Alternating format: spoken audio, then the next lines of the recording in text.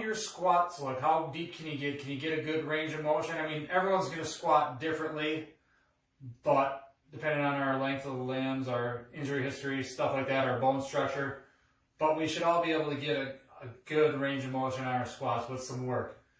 I mean, obviously not going to start there. For the most part, a lot of people I work with are beginners starting coming in. They haven't done a lot of squatting, or they've been taught the wrong way. Like you go into those like high intensity boot camp class and you see people squatting like this, thinking it's a full range of motion, or like a lot of people will fall forward when they're squatting. They just can't get a good range of motion, good depth on their squats. I'm not saying you have to get to parallel. I mean, unless you're a power lifter, but you should be able to get a good solid range of motion no matter what your hip structure is, how long your legs are, what your ankle mobility is like.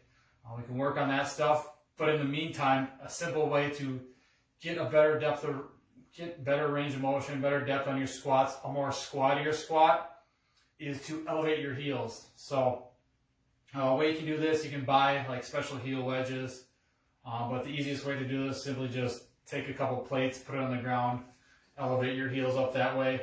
The way I've been doing it, depending on each client, the degree angle you want, but we got a couple bumper plates here and a little piece of wood, plywood type thing to elevate the heels that I've been using. It works good. It's not the best, but gotta work with what you have. So like say my normal squat, I can get good range of motion because I've been squatting for years, but a lot of people come here, they get stuck here. Maybe they don't have the strength, they don't have the mobility yet to get to that end range of motion.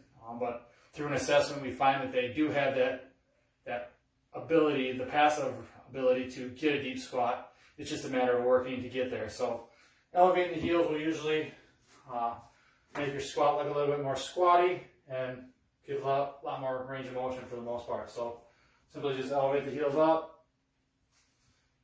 It helps them go work on the form and get a good deep range of motion. I've seen people go from like the regular squats like way up here, but then just adding the elevated heels so they can get even to there. So like I said, it's a work in progress.